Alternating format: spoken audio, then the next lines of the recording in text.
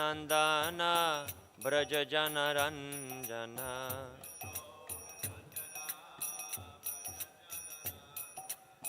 Jamuna Tera Vanachari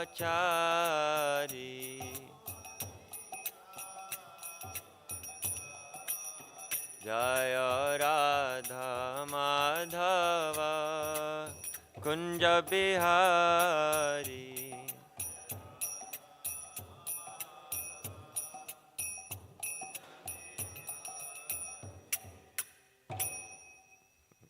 So, I was asked today to give a Sri Krishna Janmashtami themed class with no specific verse.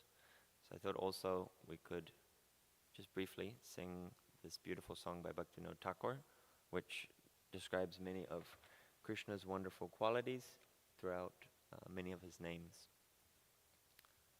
Vibhavari Shesha Aloka Pravesha Nidracharyota Jiva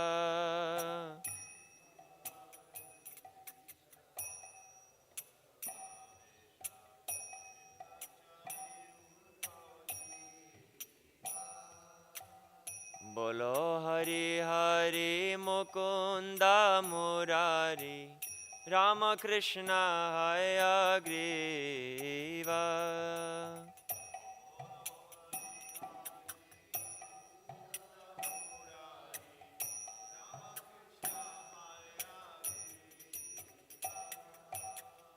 Nishingha Vamana Shri Madhusudana Brajendra Nandana Shama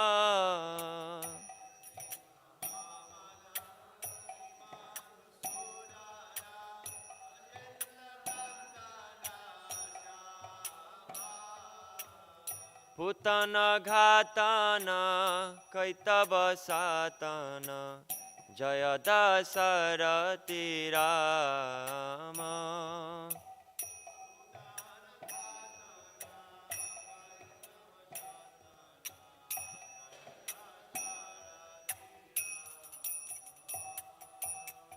Jashoda Dulala Govinda Gopala Vrindavana Purandara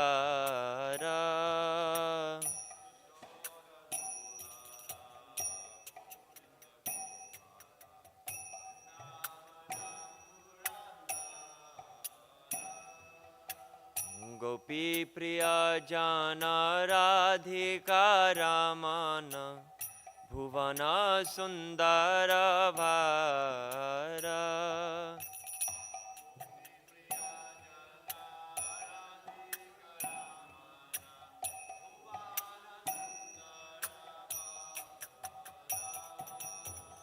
Ravanantakara Makhana Thaskara Gopi Jana Vastrahare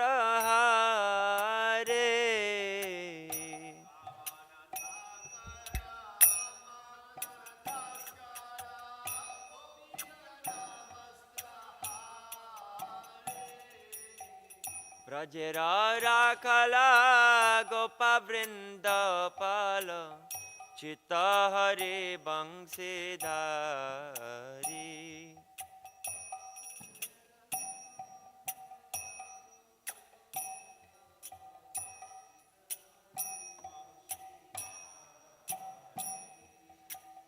Brajera Rakala Gopa Vrindapala Chitta Hari Bangsidhari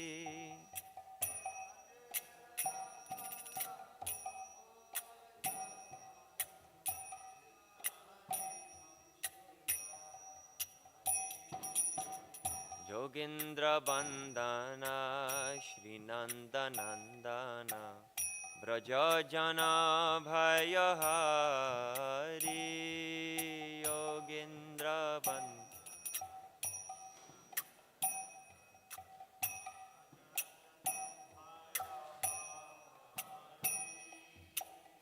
Navina Nirada Rupa Manohara Mohana Bangsi Bihari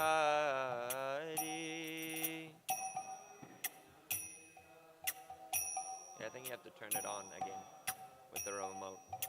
With the remote, turn on.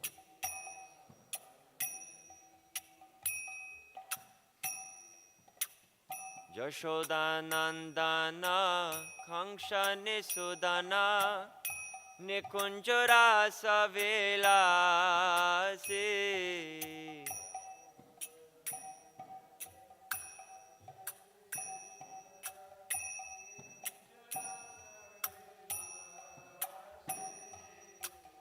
Kadamba Kanana Rasa Parayana Brinda Vipina Nivasi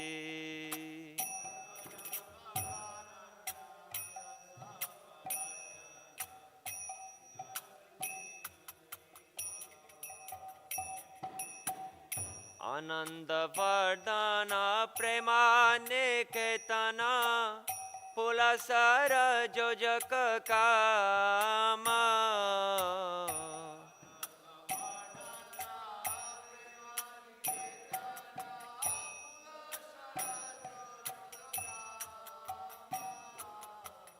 Gopangana Gana Chita Vinodana Samasta Guna Gana Dhama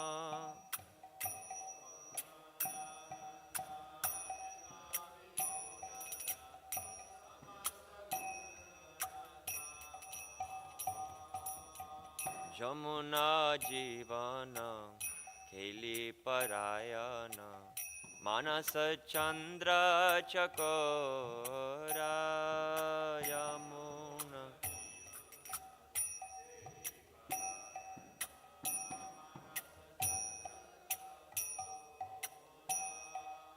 Jamuna Jivana Keli Parayana Manasa Chandra Chakora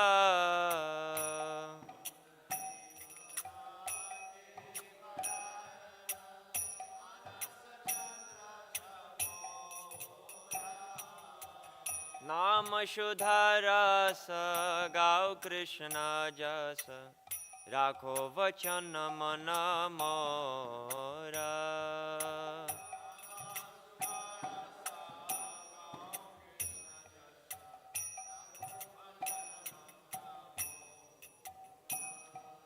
Nama Shudharasa Gau Krishna Jasa Rakho Vachana Mana Mora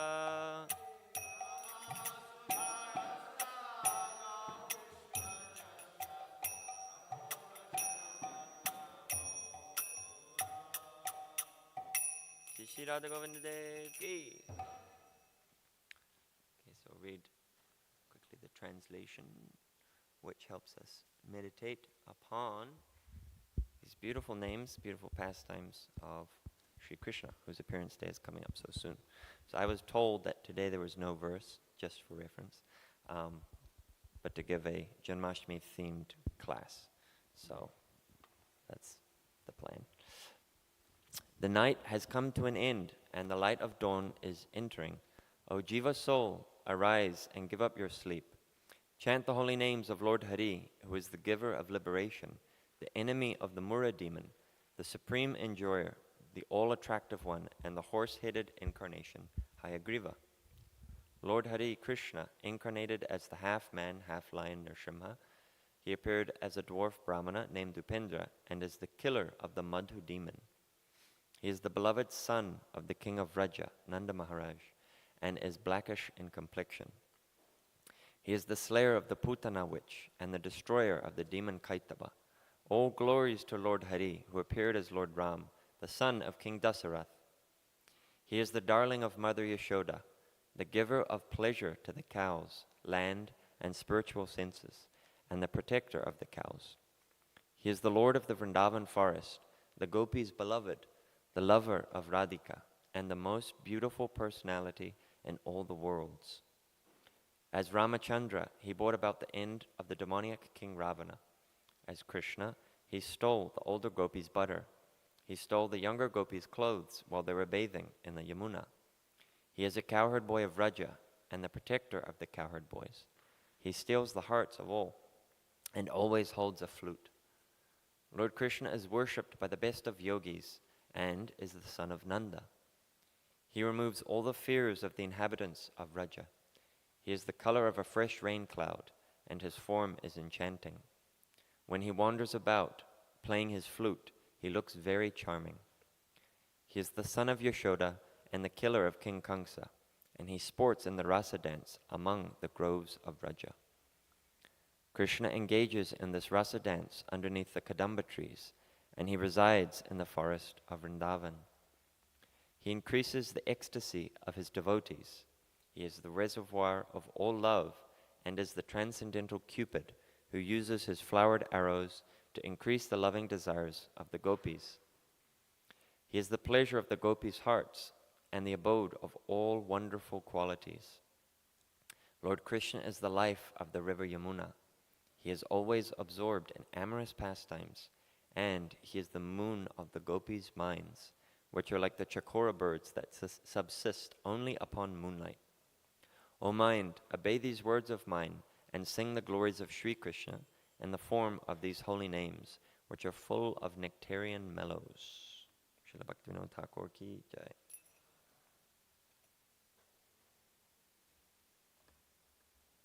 So we're going to start with a very famous verse from Srimad Bhagavatam, first canto, third chapter, text number 28. Om Namo Bhagavate Vasudevaya.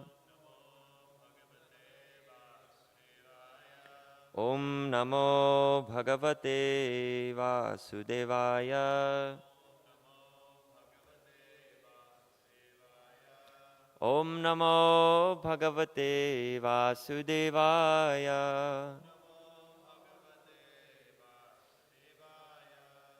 Ete chang sakala pongsa. Krishnastu Bhagavan Swayam. Indradi Vyakulam Lokam. Mridayanti Yuge Yuge. Would anyone like to chant? Archita Prabhu. Ete cham sakala pongsam. Krishnastu Bhagavan Swayam. Indradi Vyakulam Lokam. Mridayanti Yuge Yuge.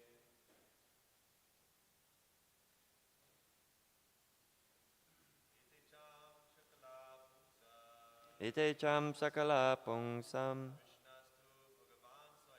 Krishnastu Bhagavan Swayam. Indradi Vyakulam Lokam. Mridayanti Yuge Yuge. Oh, that's a good point.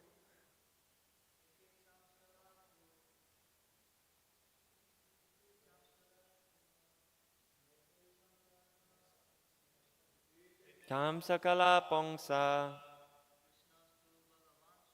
Krishnastu Bhagavan Swayam. Indradi Vyakulam Lokam. Mridayanti Yuge Yuge.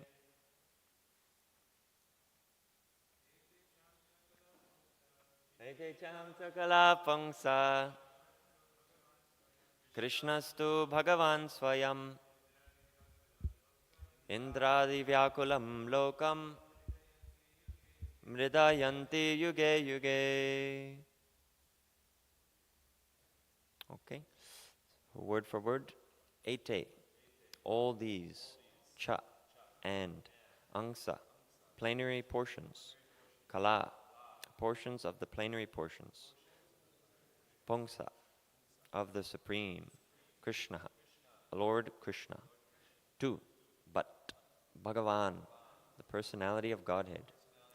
Swayam, in person. Indra Ari, the enemies of Indra. Vyakulam, disturbed. Lokam, all the planets. Mridayanti, gives protection. Yuge Yuge, in different ages. Translation by Srila Prabhupada.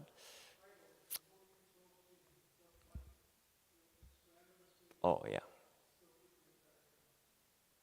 Oh, control plus, huh?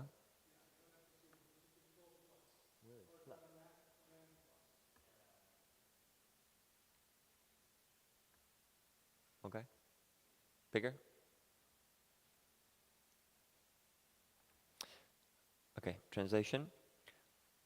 All of the above mentioned incarnations are either plenary portions or portions of the plenary portions of the Lord.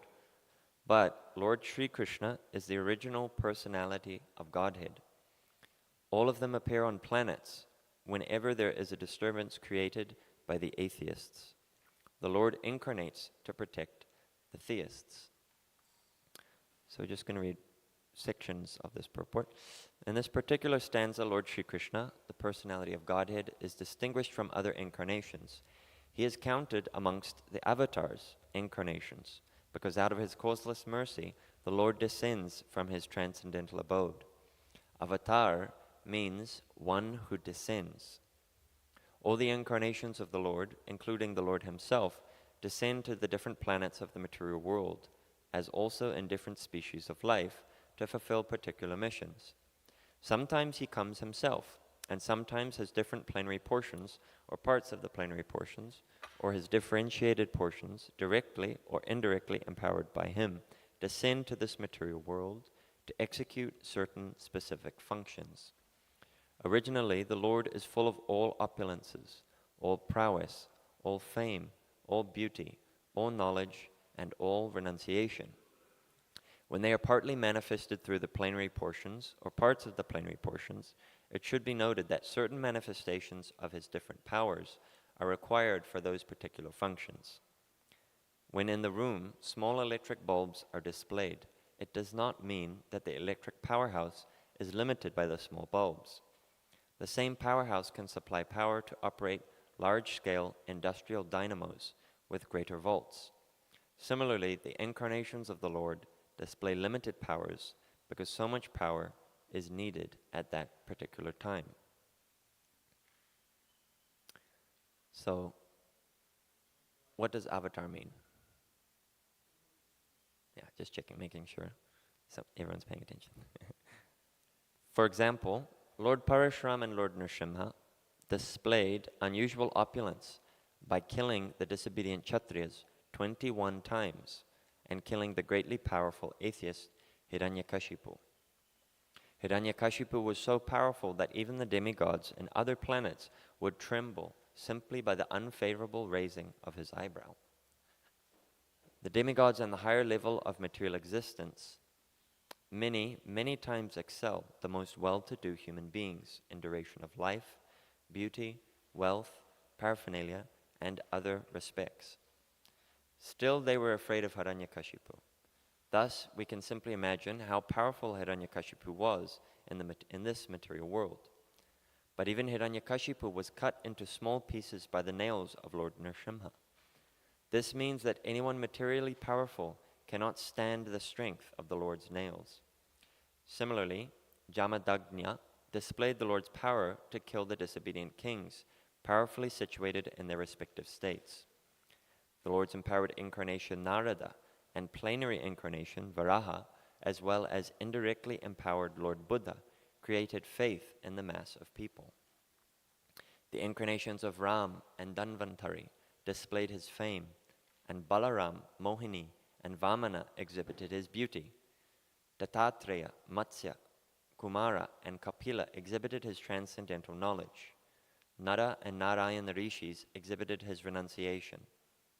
So all the different indirectly or directly empowered incarnations of the Lord manifested different features, but Lord Krishna, the primeval Lord, exhibited the complete features of Godhead. And thus it is confirmed that he is the source of all other incarnations.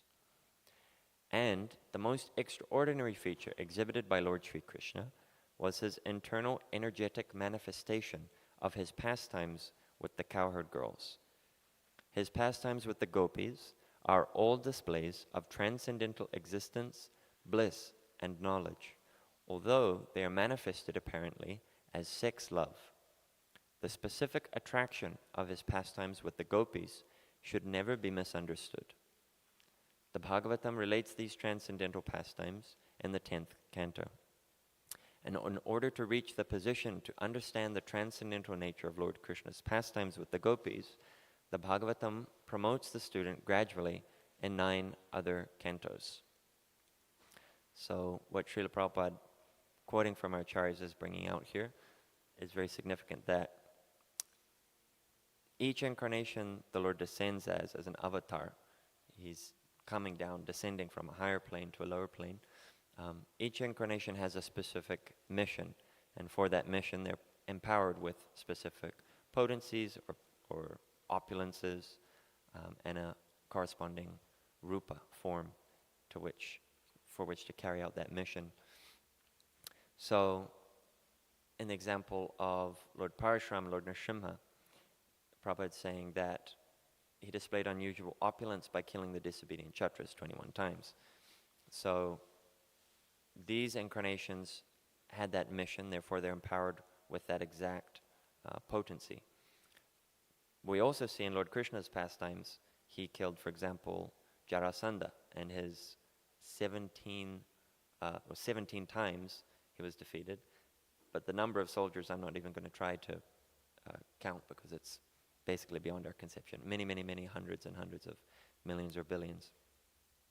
So Krishna has the same opulence that he can defeat unlimited numbers of soldiers, Vira Rasa, but he has much more. Whereas if you see in the example of Lord Nrsingadev, he doesn't have, for example, hasya. He doesn't have that relationship with his devotees or with the demons of joking, of, very casual, funny, pastimes. So Krishna contains these portions of himself, but it goes even deeper. So would anyone, if you were paying attention, what were some of the incarnations and their corresponding opulences that they maintain without cheat sheeting? Yes. Yeah. Narayana Rishi's renunciation. Good. Yes, Prabhu? Yeah. Komar and Kapila knowledge. Lord Brahma, Rama, sorry, yeah. Lord Rama exhibited fame, yeah. Yes, for the beauty.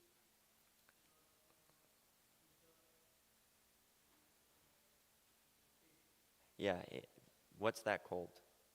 Power to create faith in the mass of people.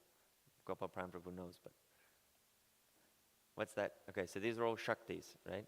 Different Shaktis. So what is the Shakti that creates faith? I'm really giving it away here. No. Bhakti Shakti. So Narada and these different devotees, they're empowered, or plenary expansions also, they're empowered with Bhakti Shakti. They're given the potency to give devotion to others, spread devotion. So there's also one very important incarnation, which is interesting, is not mentioned directly here. And he has a specific potency. Can anyone think what that might be? One could argue the most important incarnation. Krishna's mentioned here, but who's not mentioned here? And what's his potency? Yeah, Audarya, or Daya Shakti. He's unlimitedly merciful. So this is specifically what Lord Chaitanya brings out. And Lord Krishna, as we understand, of course, has all of these. There's generally 12 corresponding rasas, and Krishna expresses all of them.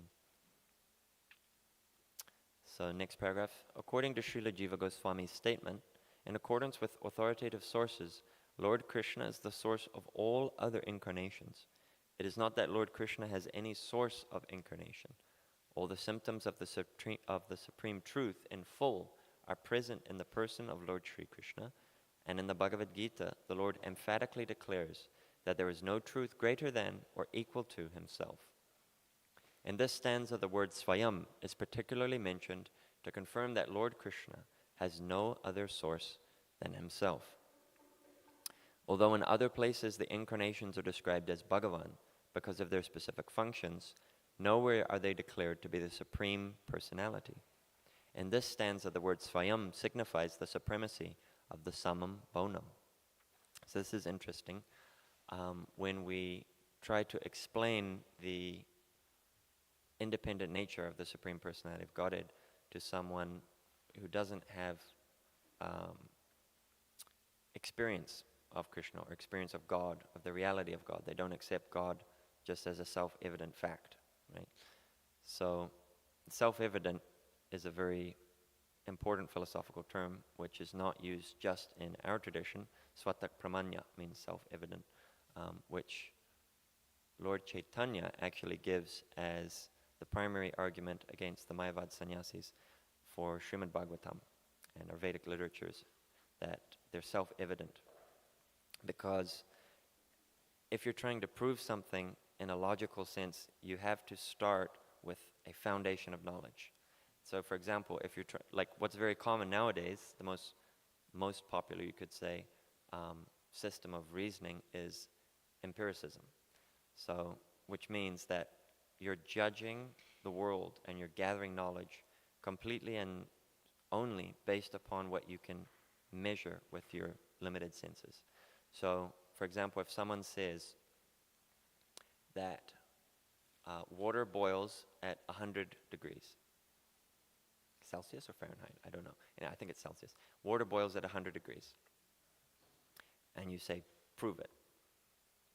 So, okay, I have my water and I have my kettle or whatever to heat it up. I have a thermometer. You test the thermometer in there, it goes to 100 degrees. See, I proved it. Well, they can say, well, that's not a real thermometer. You know, the chemicals in there may be faked. You may be doing a fake experiment. Okay, so you need to prove the thermometer's, capacity to read temperature, the testing chemicals. Okay, so I bring my mercury testing chemicals and I test the thermometer.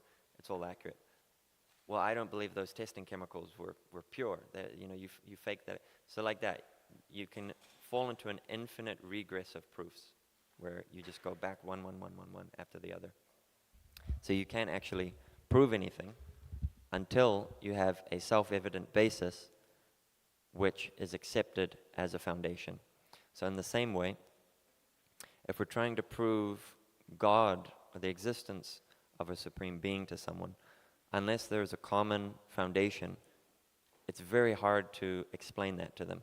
So in the same way, here Jiva Goswami is describing that Lord Sri Krishna depends completely upon himself. There's no source of him. He's the source of all sources. So as in New York would say, the source of all sources. So he's the avatar sar, he's the beginning of all incarnations, beginning of all expansions. Because, many times when we're trying to, preach or share Krishna consciousness with others, depending what term you want to use, we will, bring up this concept of God, and they'll say, who created God? Everything has a creation, everyone has a creation, so who created God? And you say, well, God created God. He created himself. And they can't understand this. It's like, this doesn't make sense. How can you have something that wasn't created before? There's a chicken and an egg and all. What is this? So, unless we have a self-evident claim that God is the source of everything else, you can't really make that argument. But they also don't have a valid argument that you can't claim, for example, you can't claim that there is no God, because if there was someone or something that was so great that they couldn't be measured by the material senses, by time, by our limited intelligence and our capacity, specifically empiricism is just ridiculous to try and measure God, because you're trying to use the faulty and limited senses and the faulty and limited elements to measure something that's beyond time and space, beyond measurement itself. So it doesn't make sense. You can't use that method. So, yeah, we, of course, would claim what Lord Chaitanya claims, Swata Pramanya, that Krishna or God is self-evident because we experience Him every day. We don't need some material method to discover Him. We don't need some approval from anything else to discover Krishna. So it's also interesting when we're discussing these different rasas or different opulences also that the Lord displays, His devotees correspondingly reciprocate with Him. So Lord Nrsimha's devotees, they won't relate with Him in the same way that Lord Ram's devotees will, for example, or what to speak of Krishna's. You don't go up to Lord Nrsimhadev and pat him on the back and say, hey, where's my laddus, and let's go play ball in Vrindavan forest and all that kind of thing. You don't do that because it's called Maryada Vyatikrama. It means crossing a boundary of respect. It's also rasabas. You're mixing. Actually, in ISKCON we use this word very loosely and oftentimes quite inaccurately of rasabas. But that actually is rasabas. You're mixing the mellows of relationship, the mellows of interaction that shouldn't be reciprocated with that personality. It's just like if you have a boss and there's a specific expectation of how you relate with your boss. He, by his choice, may choose to, introduce something else or reveal some more about himself, reveal some more exchanges that you can have. But for the servitor of the boss, they have to be careful not to overstep that boundary. That vyatikrama means a boundary. So, it's interesting. Also, recently I heard a debate between someone from a different religious tradition and a devotee, and they were debating. They were arguing that, well, how can we believe that your pastimes of Krishna are real? How do I know it's not just someone has made up these stories? And it's like very fanciful, and they got really into it, and they made all these people's details and what they look like, and how do we know that? I think you're just making it up. I think that it encumbers the almighty nature of God, that He's so great that no one could know Him. Essentially, that's what he was arguing. So, but it's quite interesting because for devotees, our understanding of God, our understanding of Krishna is actually the most intimate, or the most personal, the most accurate of who He really is in His nature. But someone who has anya bilas, someone who has a different desire, someone who has some selfish motive, Krishna won't reveal that. Just like if I come to Sandesh Prabhu and I'm like buttering him up, and oh Prabhu, you're so nice, you're so wonderful, I love your hair, you dress so amazingly, all these things. Your heart starts feeling, oh, this is weird, he wants something. You immediately start closing some of your personality, who you really are.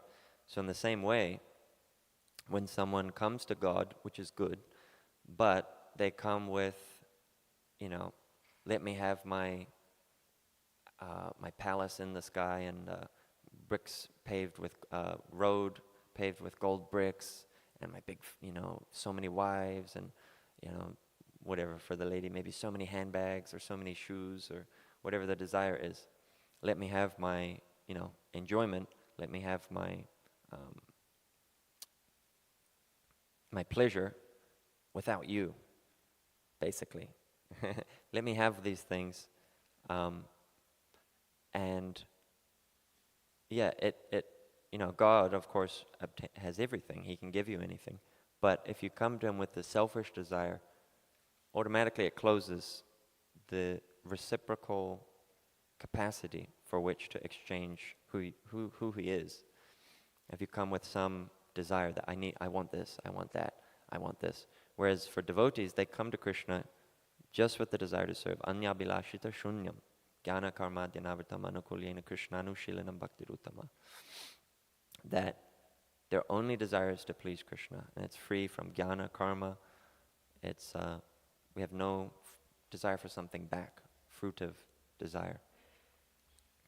So in that same way, you could easily say to this person who's saying, well, how do we know, your conception of God is real? You have to experience it. That's one thing. You have to actually apply the spiritual science and try to experience God in a higher capacity than you currently can. And the reason you can't is because you're covered by these selfish motives. He won't reveal himself fully. You have some relationship with God, just like the boss with his worker. Like, that's a good analogy. For example, if the boss brings his 10-year-old son to work, who loves him so much and has such an intimate relationship with him, and the 10-year-old son starts telling the workers, yeah, when daddy goes home, we get in the bath and I have a ducky and we play, and daddy sometimes, lets me ride on his back, and all these things. The worker could think, well, I can't handle this. He can't relate. He can't understand that aspect. So in the same way, persons who don't surrender to God just for the desire to serve Him and please Him, they can't relate with Krishna. They can't understand Krishna. And it seems like some far out, unbelievable thing, in the same way that you would think, your boss wearing a rubber ducky and going swimming or something would be very crazy. So getting more into the personality of Krishna,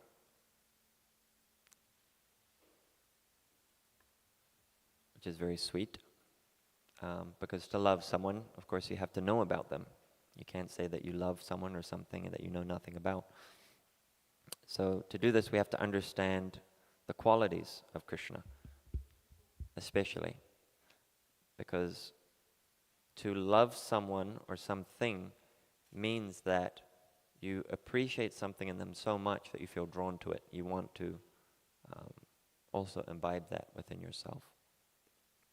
So, as we know in Bhakti Rasamrita Sindhu, Srila Rupa Goswami describes 64 qualities, and Krishna possesses all 64. But there's 4 qualities especially that are unique only to Krishna. Even Narayan, for example, we can go back. Narayan has some of these qualities, like he gives salvation to the enemies that he kills. He's the attractor of liberated souls, like we see with the Kumaras. When they came to Vaikuntha, they were Brahmavadis, but Narayan attracted them to him. He's a performer of wonderful activities, but there's 4 that are unique just to Krishna. So, does anyone know, except for Arjun Prabhu, does anyone know the technical terms for these 4 qualities that are unique to Krishna only? Subhadra Prabhu. He can attract the whole universe by playing his flute, yes. Venu Madhurya is described. Arjita Prabhu, you had? Sorry, what was that? Oh, yes, yeah. Mm.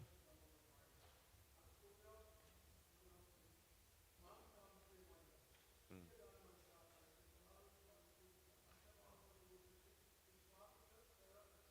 Haribo Pandit. So what was maybe one of them?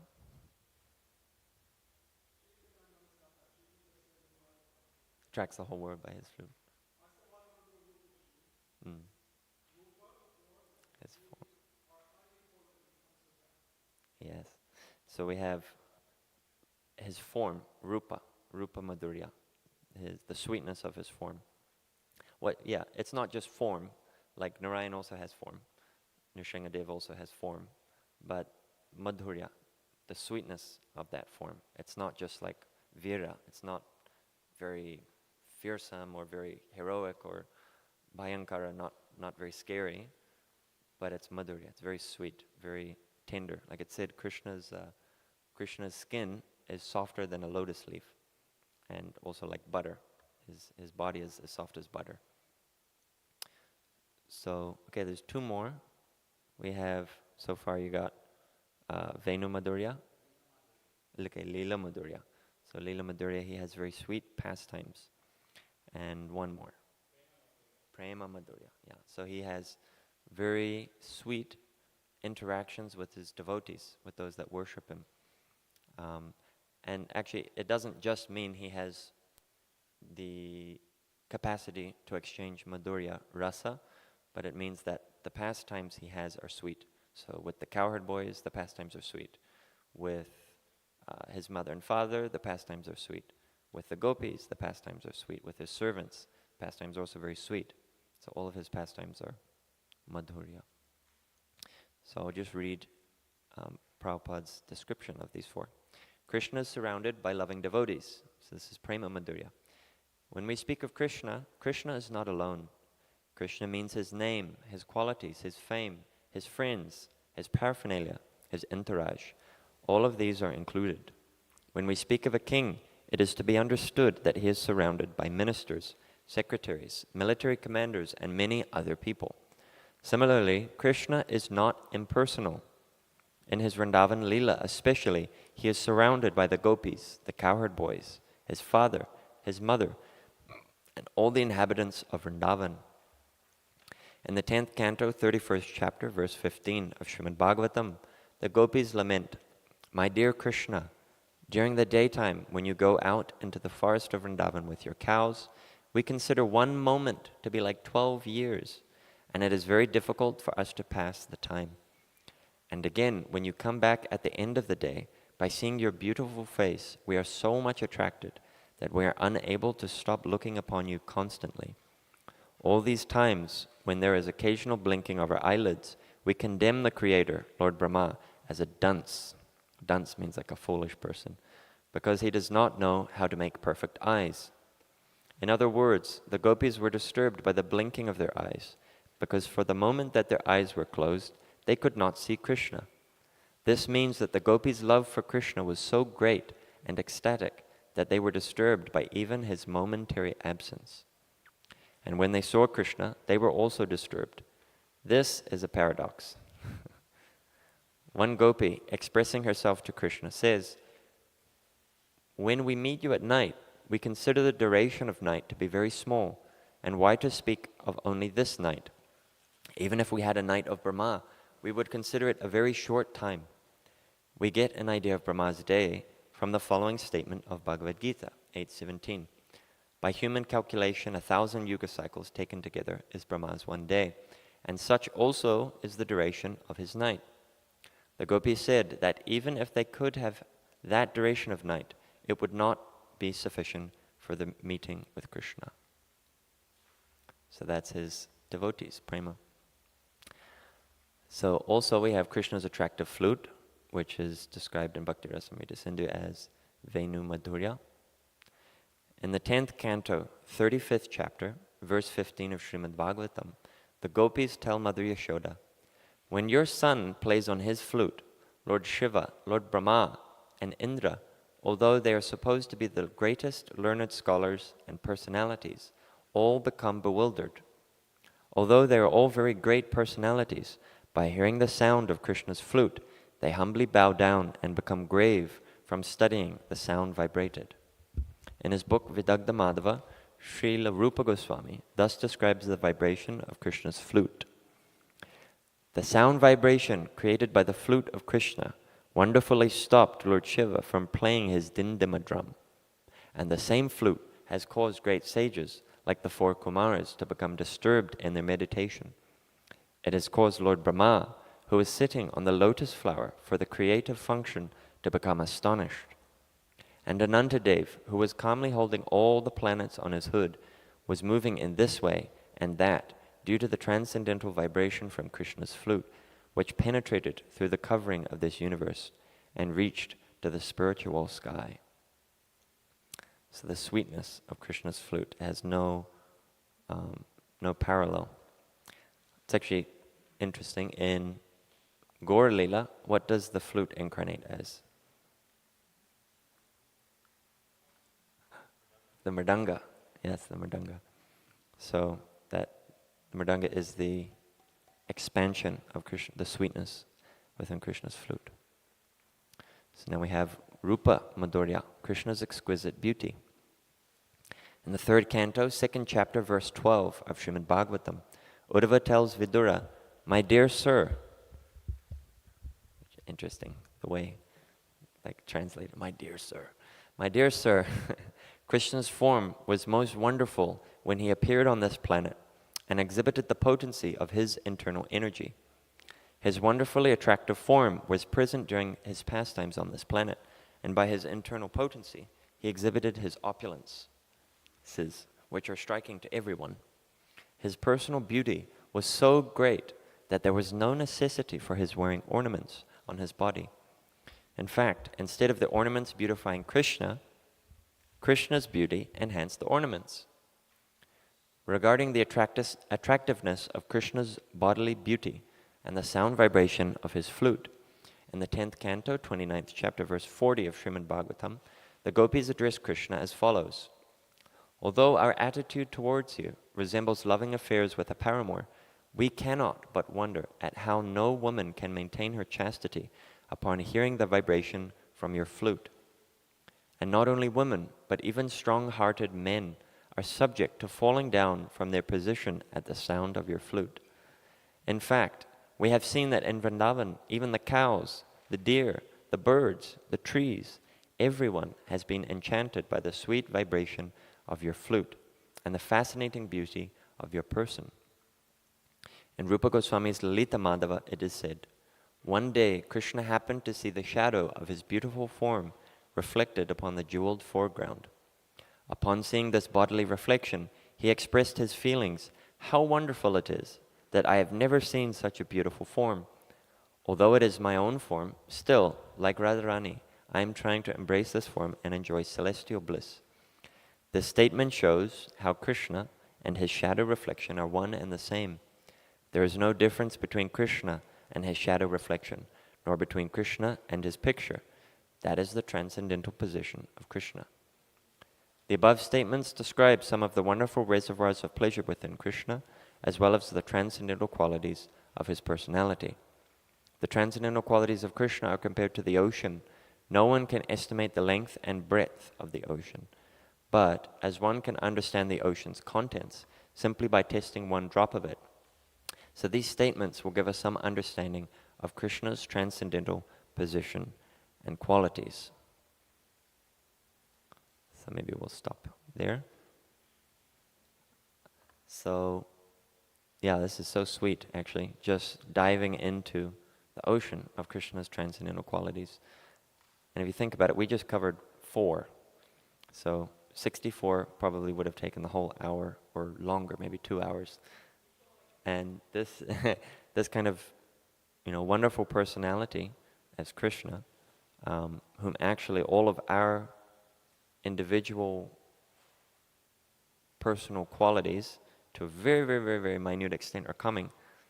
This is the person that we're worshiping. This is the person that we're trying to understand and come to love. So, do we have any reflections or discussions or questions or comments that anyone would like to make right now?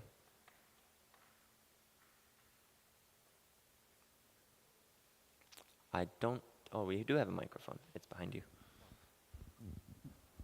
Thank you, Prabhu, Hi, Krishna. for taking us on a tour.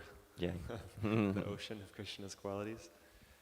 I've had this question about these 4 qualities that it seems in some way that these are present in other incarnations, and I'm wondering maybe if you can share more on what is the difference.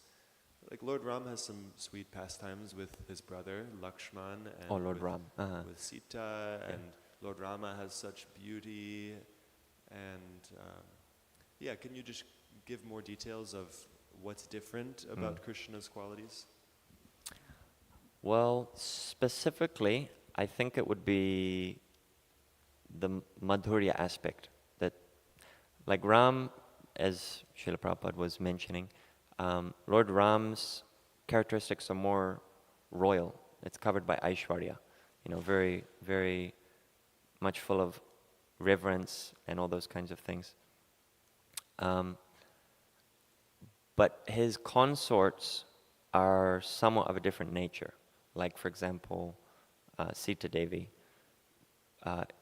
Lord Ram took Ekapatni Vrat, so you can't relate with Lord Ram in that relationship because he has one wife, which is why the sages of Dandakaranya forest had to again come in Krishna Lila to fulfill that desire.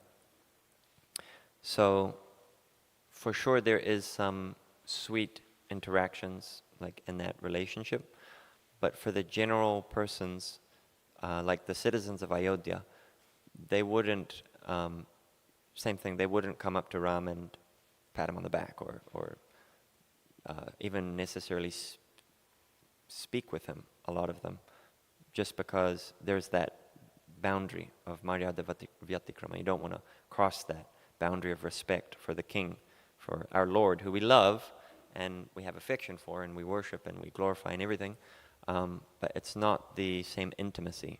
Like, for example, with his devotees, Prema Madhurya, the interactions are different. And then his beauty, of course, Lord Ram definitely does have beauty, but it's more in the aspect of Aishwarya, of very royal, very regal, very strong, very heroic, very, he's not soft like butter, like Krishna. It's not the same, you could say quality of beauty. I don't know exactly how to describe it, but yeah, the same exact glint on it. It's a little different. Yeah. Yes, Archita Prabhu.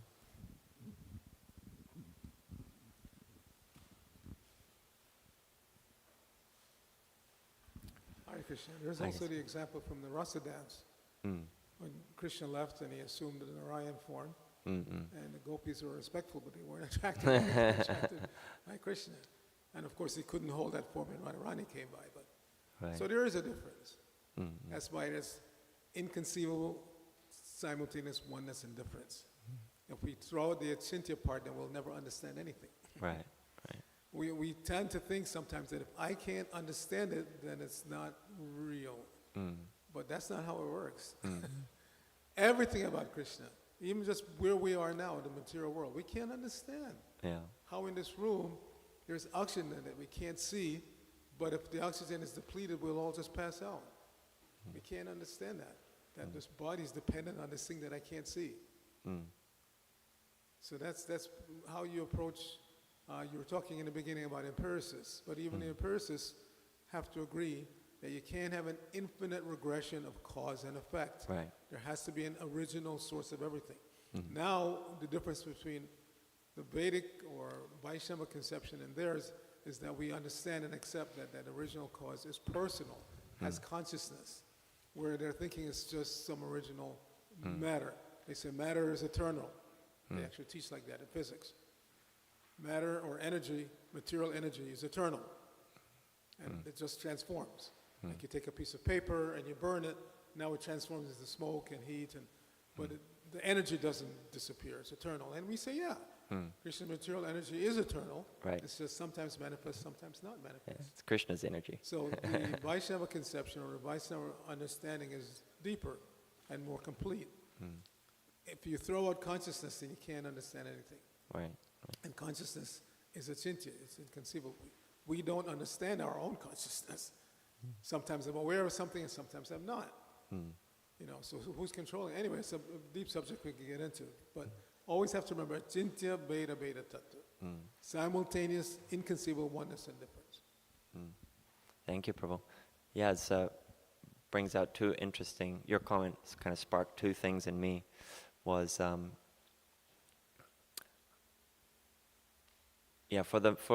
for an empiricist or for a materialist, the only thing that they can claim as self-evident is ergo assume, I think, therefore I am. Because if you don't have that, then anything you claim has no basis at all, you know. And then also that funny notion that, well, if I don't understand something, or if I can't understand something, it must not be real. Which, if you think, you don't even have to think, it's already a complete logical fallacy. Because if you're claiming that, well, I can't understand something, therefore it must not be real. If you can't understand something, you can't rule something out as not being real. You know, if I don't understand what's going on outside this room, I can't even comment on it. I can't say if it's real or not real, because I have no experience of it. I have no way to judge it. Therefore, you can't say it's real or it's not real if you can't understand something. And therefore, actually the argument for empiricism that there is no God, which not all empiricists argue, but many, is ridiculous, because you can't rule something out that you can't measure. And how can you measure something that's beyond the mind and senses? You can't. You know, you can, for example, it's like an analogy of, I have a thermometer, and someone is telling me that, for example, rain exists. Rain is a real thing. There's water outside. I'll say, okay, well, I have my thermometer. This is my only thing that I can prove anything with. And if I use this, I should be able to find water and rain. And if I don't find it with this thermometer, it doesn't exist. And I go outside with my thermometer. I go all around the world. See, my thermometer did not pick up any rain. Didn't pick up water. It's only getting hot and cold. That's it. So there must be no rain. In the same way, for an empiricist to claim that there cannot be a God, they can't comment upon it, actually, logically, because they don't have the scientific, measurable procedure by which to understand God, which is bhakti yoga. So if they apply bhakti yoga, which is the science of understanding God, the procedure, then you can understand God and you can comment there is a God, there is not a God. So, yeah, it's very stimulating to think about. Okay, so it's 9:03. Unless we have any burning additions, we should take prasadam. Because there's no offense greater than keeping devotees from breakfast prasadam. Okay, Hare Krishna Granth Srimad Bhagavatam ki jai. Srila Prabhupada ki jai.